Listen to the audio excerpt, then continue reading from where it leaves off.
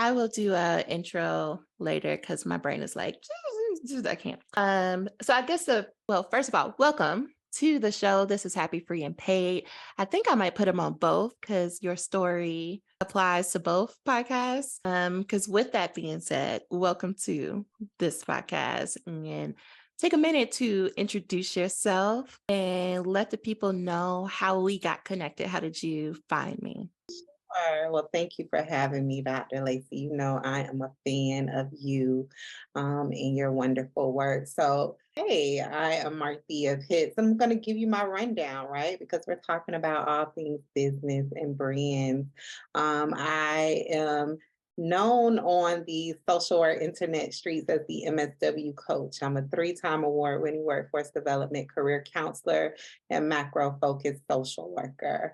I am on a mission to help as many social workers as possible get into macro social work roles in every industry and setting. Why? Because I wholeheartedly believe that social workers are the answer to the issues of the world, and we should be in a lot more settings where we can do change making work. And so, when I started to develop my career education consulting firm, I've gone through many coaching programs, but it was through a lot of that experiment, like me experimenting and getting clear on who I wanted to target and what I wanted my business structure to be. I realized that I wanted to focus on individual clients rather than organizations because a lot of my work revolves around changing systems in my own way, right? And so I discovered Dr. Lacy through Qual Scholars.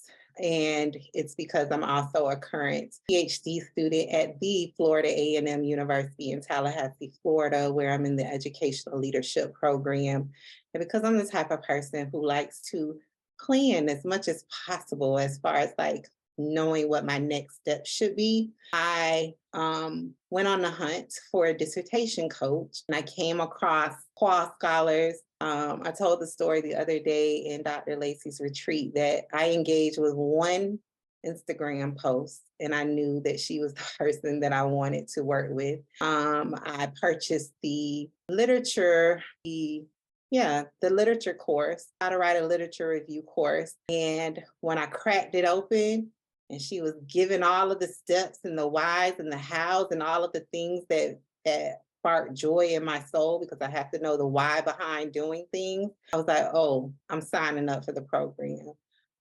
So I signed up for Qual Scholars, and it was in my one-on-one intake appointment. I want to call it that. You may call it something different, Lacy, but it was in that one-on-one meeting with Dr. Lacy where somehow we got onto my business. It wasn't planned, but it was some kind of segue into the conversation. And Dr. Lacy began to give me ideas of how I can market my business. And so Dr. Lacy, stop me if I'm getting too far ahead of Oh myself. no, this is great. I'm taking notes so I will double back.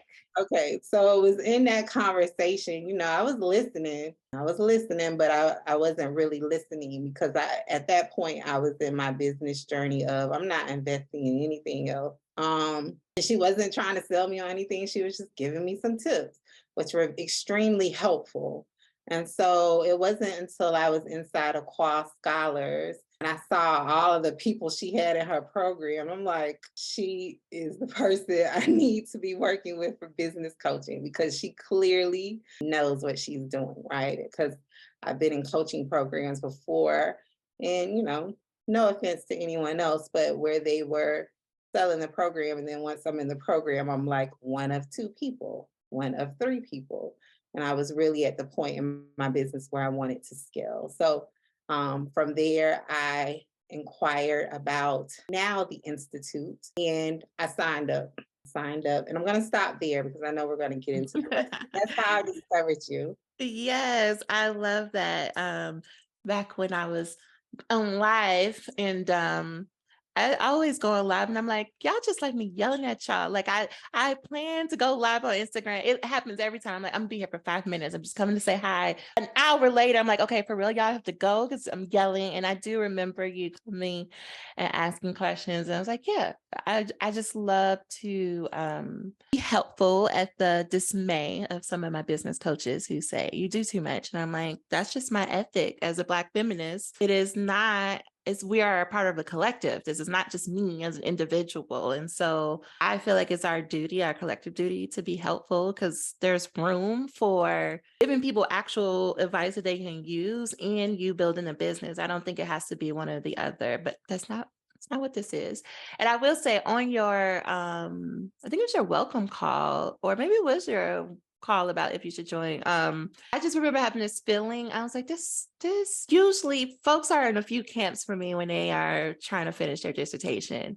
They either want to be tenure track faculty, meaning somebody's professor at a research institute, right? Like they want to do all the things, they want to write all the things, they want to be that academic celebrity. Or they are like, I just came this far. I really don't want this degree, but I just came too far not to finish. So I just want to finish and move on and go do something else. And if I can really get them comfortable, usually 8 times out of 10, I would say, usually that's something else is a business. As I was listening to you, I was like, there's a business here. I know it is. I know it. And I feel it in my spirit. And I just asked you randomly. And when you were like, yeah, and I do this, all of my like bells and whistles start to go off in my head because I was like, oh, this is amazing. Y'all heard how she introduced herself. That was the energy on the call. And I was like, listen, all I need to tell you is a few things and you're going to go because you've already been putting in the work. Sometimes we don't know, right? We can't see what we can't see. And I was like, you just need a few things and it will make the difference for you.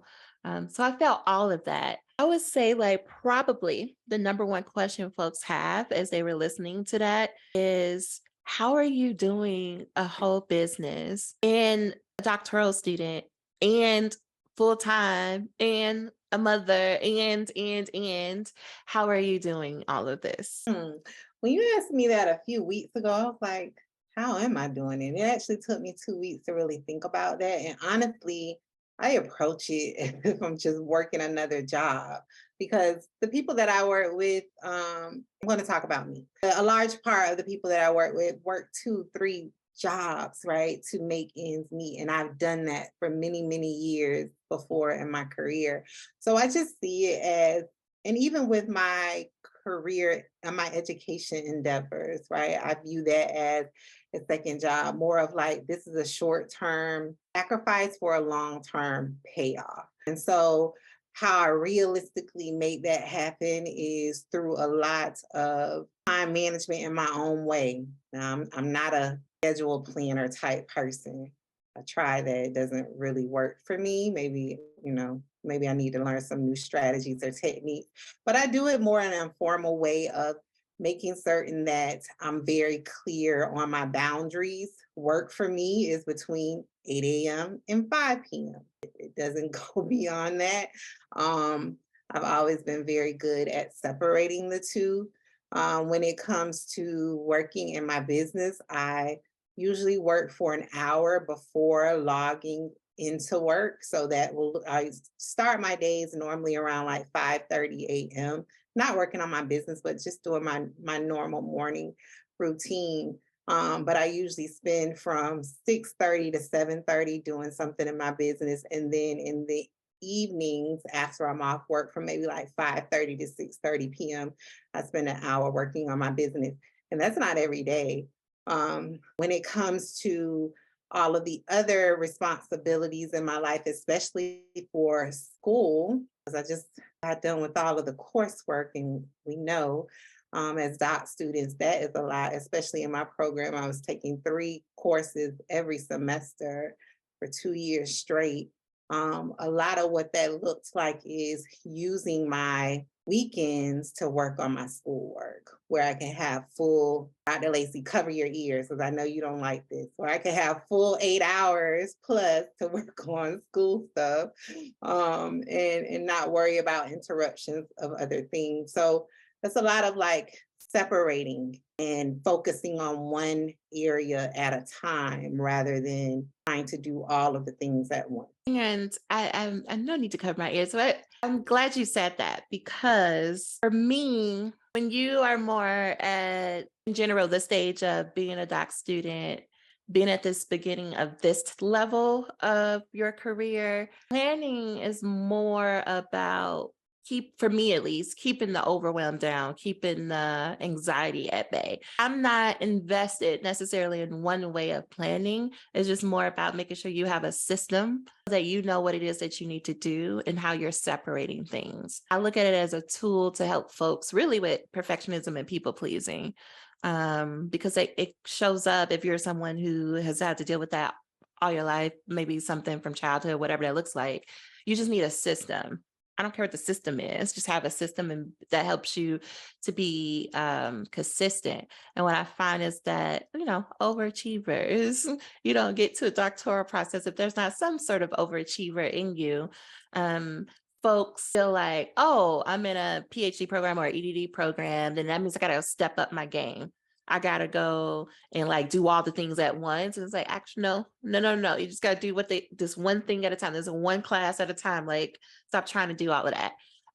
With the hopes that then eventually people will start to realize just how much time and energy they do have throughout the day. Because if people can focus on that, they'll realize like, oh, I'm giving this job or this program way more time and effort than they're actually compensating me for. Because when you really feel that in your spirit, that how she just said 8 to 5, that's it. That's it. You don't pay me nothing else for that. It's not that I don't want to do good work. It's not that I don't care about it. It's just that's the boundary, 8 to 5. I also love this 5:30 to 6:30 for business because that still means you got a decent 6:30 to 9 or 10 or whatever it looks like for you to go to sleep to do whatever it is that you want to do.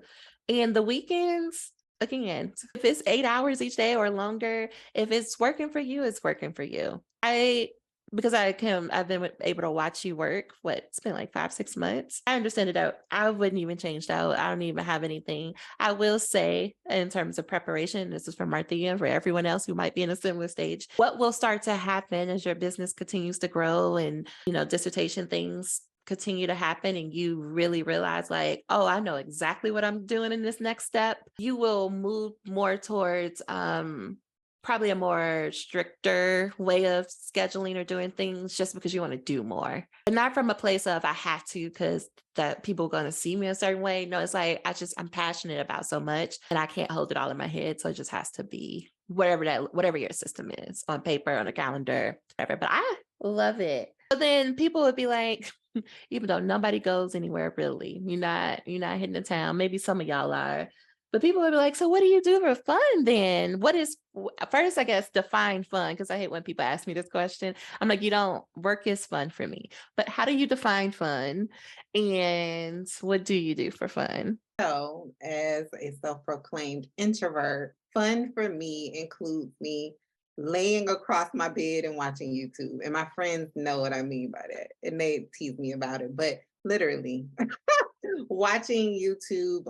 Also, there was a point in time where I really would go out into my community and do maybe an activity or a month, like go to some type of painting event or even do virtual painting type. I don't know, not necessarily painting with a twist because these were privately owned businesses. But yeah, really a lot of time by myself to just think about nothing and do nothing. So, and also I enjoy talking to my close friends and Mm, I prioritize laughing every day. So if you all hear me laugh through this interview, I do it intentionally because mm. that feeds my soul. So literally when I'm laying across my bed and just doing whatever I'm doing, is a lot of loud laughing that's involved. Yeah. Loud laugh, me too. Um, and sir, like a puppy, just he like used to it now. I just laugh. I talk to myself because if you are not like if you're not into the world of YouTube, you just don't understand, and it's too hard to explain it unless you're in it. And why I'm saying that is, in a way, that's what came up for me as you were talking about like laying across the bed watching YouTube. What came up for me is I also have quote unquote friends on YouTube that got to check in, especially at the time of us recording this. We're coming out of December, and the culture of YouTube during December is most people will do what is called Vlogmas, where you vlog every day, leave from the first day of December to Christmas. Some people do it longer, but it's general 25. And so every day in December, I'm like, listen, I got a lineup of people to watch because they released a video and I love watching their videos. Now, on the surface, are they just living their life doing what I'm normally doing? Yes, but I like watching them. And that might seem strange if you're not a YouTuber, but I absolutely love it. I got to see what they're doing. I got to see what happened. I need to follow up from the situation yesterday. I got to put it in some comments, maybe. Like I got things to do. Plus, I got my other lineup of videos that I watch. I need significant time to do that. And that is enjoyable. And two, my friends make fun of me. They're like, you don't watch TV? I'm like, no, real people. I want to know real problems. I don't want to watch TV. There's very few shows that I'll actually watch if it's not on the YouTubes. And YouTube allows me right to go down rabbit holes to learn about different things that I would have never thought about learning about. So I feel you. I'm with that. You were gonna say something? No, yeah, most definitely. I'm the same way. I'm like, okay, where is Anthony today? I'm in all kind of different communities, van life community, Mhm. people that are taking sabbaticals, all different. I'm like you say, you go down the rabbit hole. Yeah. You do. And people, I love watching people live their lives. I've always been that way. And now it's less creepy because I watch it on the YouTubes. I'm not staring at people across from me. Okay. So you joined the live, answer questions, talking to me from like, okay, this is the person, give you tips about business. And you're like, girl, you did have that energy. Like, I'm not about to join nothing. I'm like, but I'm not even here to pitch you. I just wanted to help you. So you join, finish your dissertation, and you can correct me if I'm wrong, but I remember a break, right? And that we're going to take a break in preparation to take your qualifying exams in late fall. And so it's kind of like a chiller, I guess, vibe for the fall for on dissertation front. And you did join at the time full-time educators, now the Institute, and we were working through things and telling you about in the workshop method. Yeah, I feel I need a name for it. I'm real simple. It's gonna probably be like the scholar workshop method. Why will we try to make it even fancier? But essentially where you create a 2-hour workshop and you invite your existing audience there, and it's at the workshop after delivering value to them and helping them that you then say, hey, I have this more longer term commitment that you can join me in. Here's all the information about it. And it makes it easier for people to make an informed decision because they would have experienced your workshop, they would have experienced you, they got an idea, and that helps them to know if you can help them or not. So I would love it if you could talk about your experience of doing your first round of the workshop, like kind of what were some that you had going into it and then or expectations, and then how were those, did they change or evolve at all as you went through that process? Yeah. So at that point with doing the workshop process, my expectations were I've done workshops before. How is this gonna work? But I was still open, right? I consider myself to be a lifelong learner. Hey. And also I felt well, I knew from my own observations that you knew what you were talking about. So I actually went through the first few modules. And again, like you said, this is when it was full-time educators, but it's now the Institute. I went through those first few modules like in no time at all. That very first day of getting access to it, I believe we had some type of live workshop that day. And I went, and I would never do that in any other program, but I did it because your information was so well laid out. And so again, I love the simplicity of your program, your programs. So it was so well laid out. Um, you answered every question, every possible question I could have had before it even became a question. And so it was really easy to implement. And so I watched a few videos. That day, I drafted my flyer. I posted it, and this is less than like in a 6 hour span. It wasn't even that long. I posted it because the next day, that Saturday, we had another live workshop planned. I posted it that Saturday morning, and my the people that follow my work, the response was overwhelming. So I told you that day, I was like, I made the flyer, I posted it, they're loving it. What do I do next? And so at that point, I began to sell registrations, like sell tickets, and the people were buying it, right?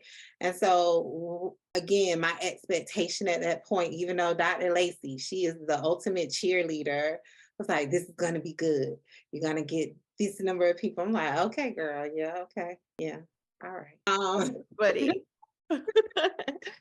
So people began to register, the numbers were getting higher and higher. Like, okay, y'all were waiting on me to do a workshop. And so then the question became more of like, what do I include in this workshop? Because I've learned over the years that when you have the idea, you just need to get it out there to your people. Worry about all of the planning and the logistics of it kind of later. Don't let that be the enemy of good.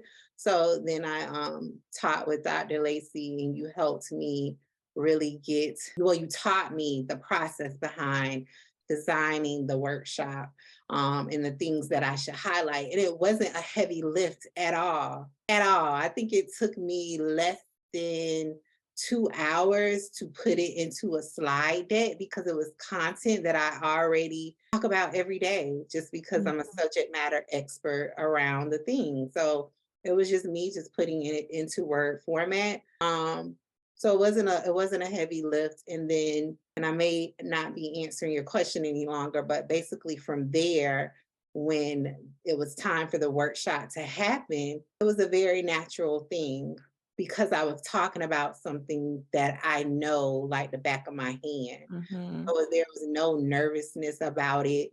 Also, I knew that in this instance, the people that were there were really interested in the thing and macro social work and how to get a job and Mhm. how to be successful because it's a hard transition for social workers to make. I knew that they were engaged. So I wasn't talking to an audience that was not familiar with the topic at its basic level. So the workshop went good. The energy was high. I walked away from that, and the attendees, there were over 40 plus of them. They walked away with a great sense of community, Mhm. which was good because as aspiring macro social workers, there's not a lot of community around it. So I really left feeling very good about it because I not only was giving out correct education information about it, but also I was building community for my people. And so what I tell people, or in my mind, how I think about this is no matter what you're coming to me for in terms of coaching, I'm not about to tell you anything earth shattering or that you've never heard before. To me, that's not my goal. I'm not trying to be so original and different that then, because I'm like, you're just going to end up confused and overwhelmed. And you're going to, what ends up happening if you're in this coaching space for a while, especially on the business end, you can get into this pattern, because I definitely have been in it a time or two, where you're like, okay, I'm gonna go work with this person. And it looked good on the outside, but you get in and you're like, I don't I don't even know what they're talking about, or they're giving you so much like either high level things or a bunch of steps that you just don't need in the season you're in. And so then that would happen. And then I would go to the next person. Well, then the next person might be giving me strategy that I'm like, I don't see how this works with me. And this is not, nope, next person. And the reason why, at least for me, you could tell me if your experience is different, why I do the hopping is because if I ask a question, I'm also a huge introvert, so I'm not necessarily going to be the one raising my hand every time. But if I ask you a question, along one of the ways that you have provided, and you give me some answer like, just do what I told you to do, or I don't know, I lost respect. You can't help me, so I got to peace out. But then that can rack up a lot of money really quickly and a lot of frustration. And I found myself feeling like I invested all of this money and I still don't have the results. This isn't working, but I want it to work. And so a lot of the stuff I teach is a lot of trial and error on my own and being like that people, I could take bits and pieces, but they're not giving me a system. I now understand it on this side of things that I was just telling Marthea this is that people are not good teachers. I mean, they might have their Michael Jordan level talent, but they're not Phil Jackson. And I might be really dating myself with that reference, but you get what I'm saying? They're not Phil Jackson. They don't know how to teach a Michael, but they can be a Michael, and two different things. So working with Marthea was like, yeah, you just make these tweaks, do these things. I get it. You might have done a million webinars and workshops, but this has a different type of intentionality that is doing community learning as well as selling your program without it feeling salesy. That's the key here. Yeah, most definitely. That was my experience.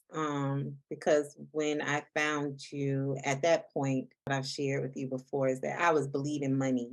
And this is money out of my own salary.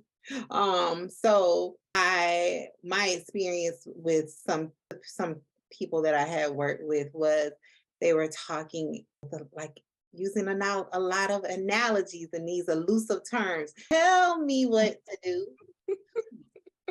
But I don't know. Mhm. I don't know what questions to ask, right? And I say it in a very funny way, but it's serious. Like, I don't know what I don't know. And I had a coach one time tell me that about like, what questions do you have?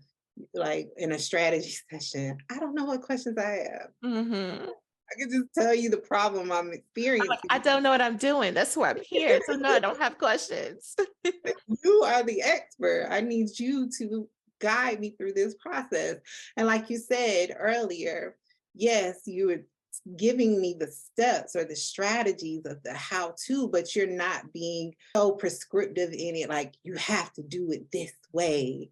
There's a lot of things that you gave me that I didn't implement right away. I didn't do Mhm. until like 3, 4 months later. And there Mhm. was no like, well, why didn't you do that? And none of, it was okay, Dr. Lacy, I finally did that. It is working.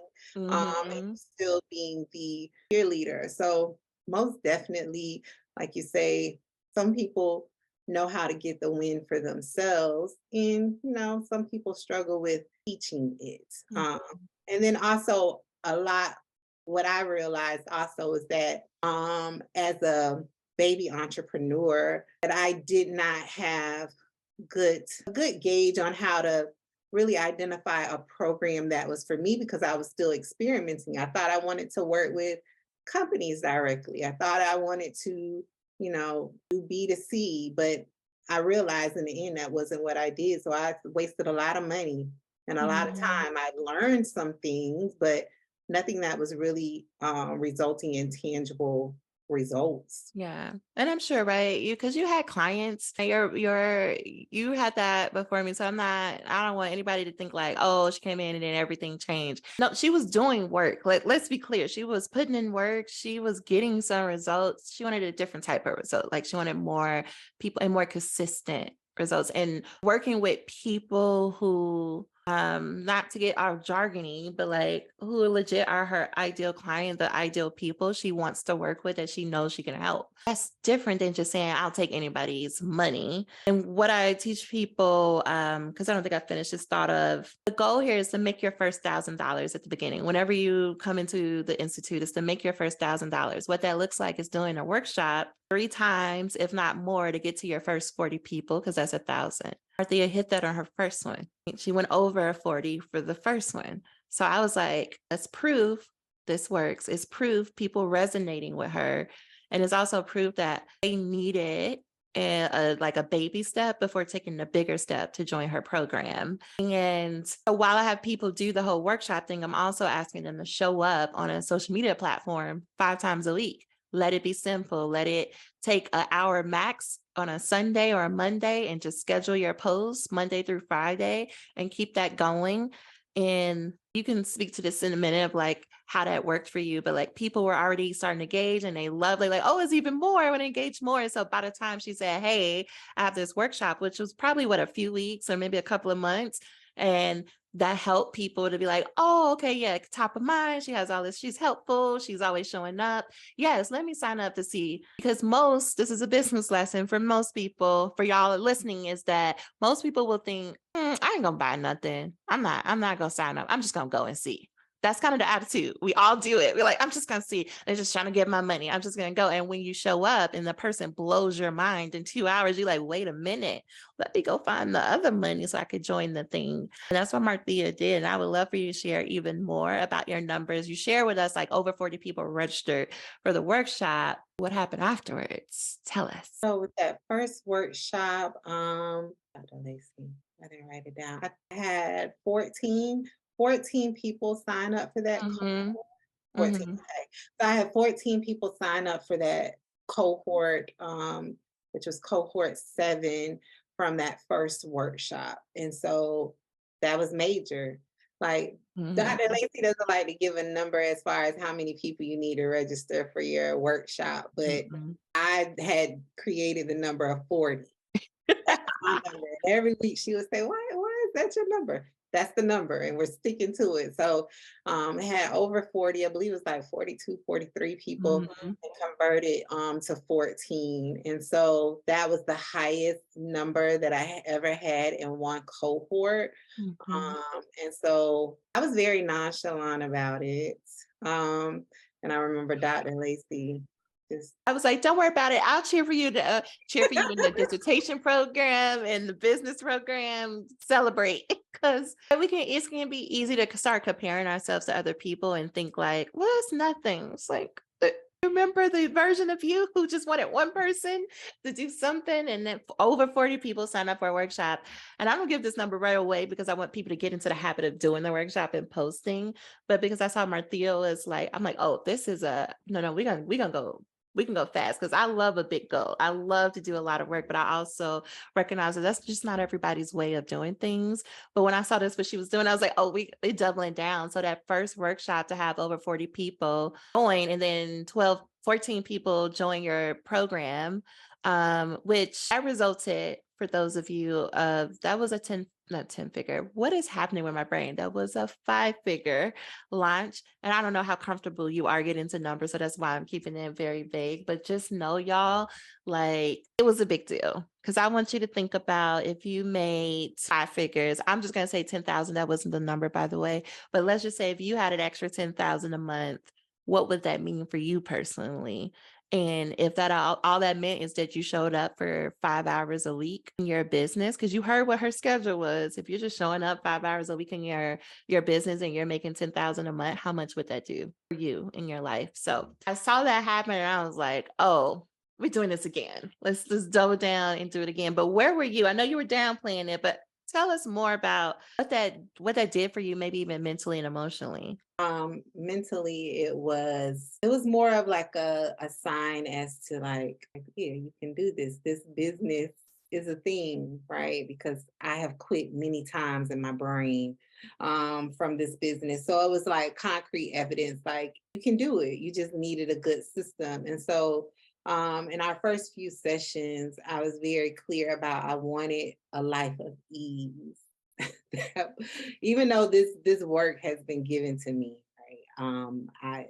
I understand this is my purpose, but I still desire a life with ease, and the processes and techniques that I was using up until that point were very hard. And I wasn't even marketing my cohorts 10%. It was getting, a few people enrolled.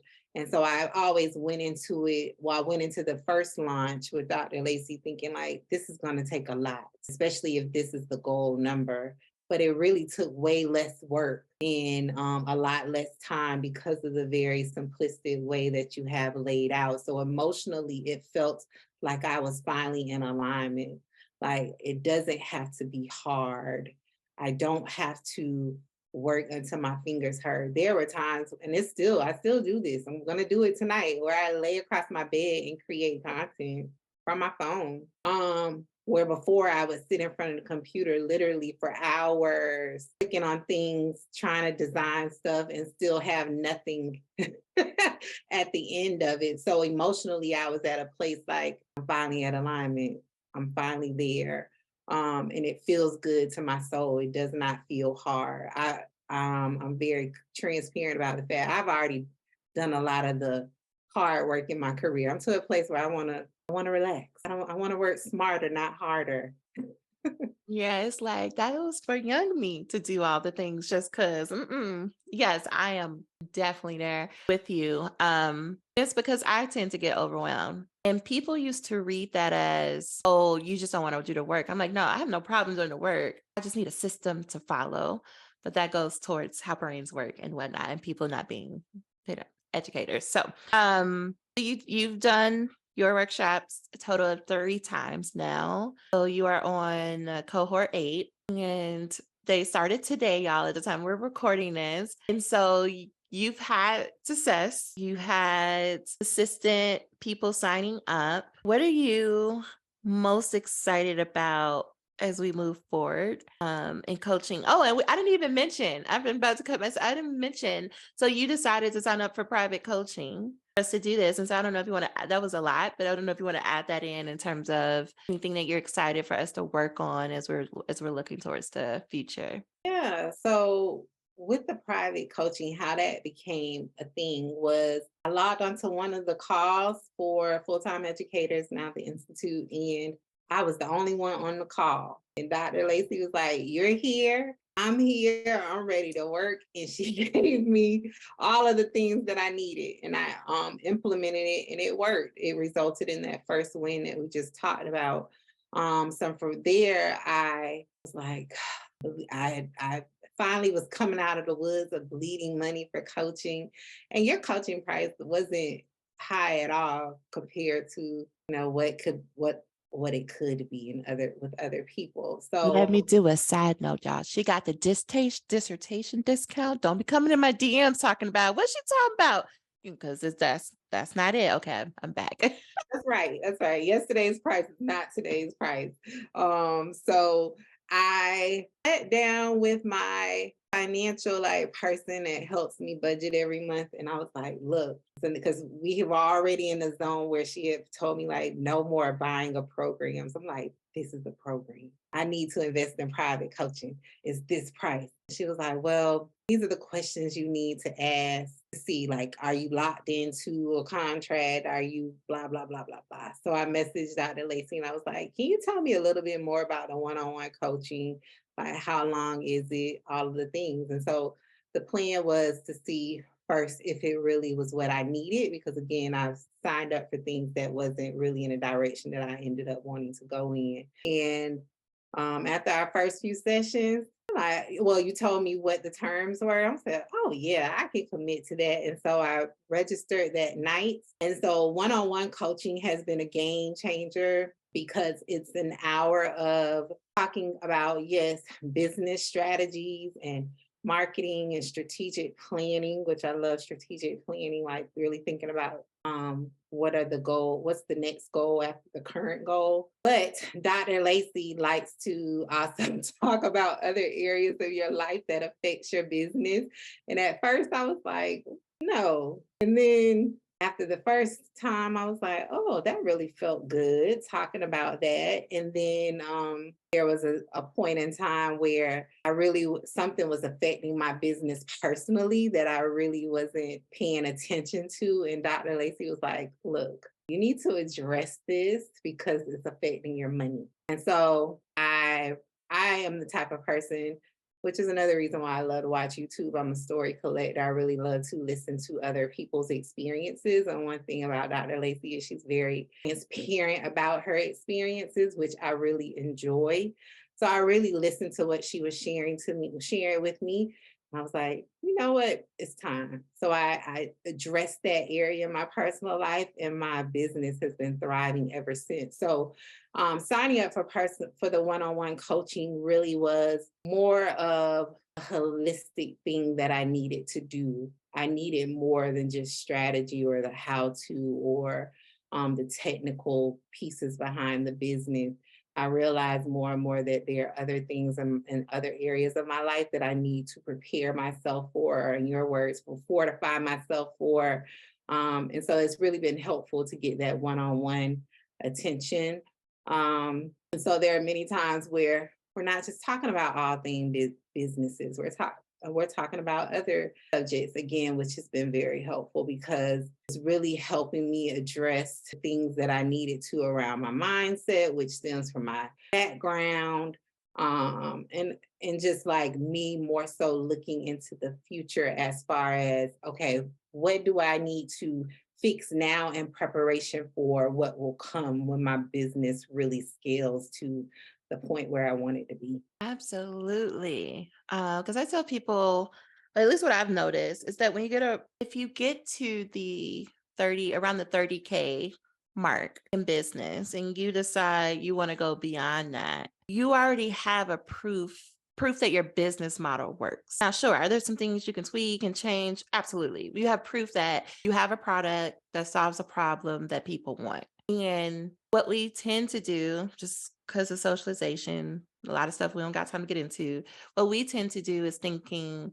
oh, there's something wrong with my business. So I need to fix my business in order to get to 100K and beyond. But usually 9.9 times out of 10 has nothing to do with your business and everything to do with your life. So I tell people, like, I can't just coach you about your business without coaching you about your life because it's the life stuff that will get in the way of making money. Especially when you get to the 100K mark, there's a meltdown that will happen. And people will be looking at you strange. And I'm like, you're making way more money than like 95% of people in business, and you're melting down. It's like, yeah, because there's an identity shift, there's a thinking shift, there's a life. Like, what do you do when you're making more money? People think like, oh, I'm gonna be happy. No, it's gonna trigger you so much, especially if you have a lot of stuff in childhood that comes up around money. It's gonna trigger you. And you have to have a way to be able to work through that. In no way am I saying like this is therapy. I'm saying like I understand how life connects to business, and I want people to have a life where their business fits into the life, not the other way around.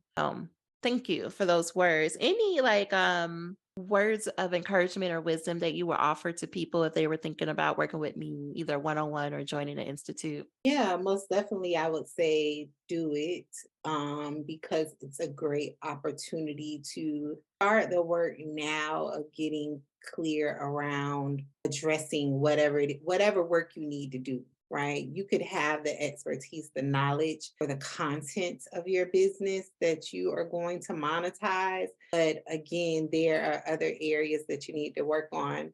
For me, a lot of it in the beginning was just getting comfortable with being seen and talking on camera. I spent a lot of, I would say at least a year and a half, and I'm still every day getting more and more. I can do it now without thinking about it. But before I was real awkward on camera. So I would say that it's a safe place to practice that because Dr. Lacy comes from a point where he is really there to be your cheerleader and to support you and to give you feedback. And then also with the one-on-one coaching, it's an opportunity to really take a deep dive into your business. Because what I learned in my own experience of working with other coaches is that sometimes they will intentionally hold back the critical pieces of information that you need. And it's like you're putting together a jigsaw puzzle and a piece is missing. But they're doing that so you can continue to come back to them and be a forever customer. But one thing Dr. Lacy says is that he believes in giving people everything, like give them what they need, which was a lot of things. I needed to do a lot of mindset work around that and unlearning of I shouldn't do that. So I can honestly say that she will give you what you need. And it's from a place of she really wants you to be successful. So you should invest. It's a great opportunity if you're new, a new business owner. It's a great space and opportunity inside the Institute for Ideation to have dedicated time and space to think about what will your business be? What do you want it to look like? Starting to experiment with that through the proven strategies that she has in place. And doing. It's worth it.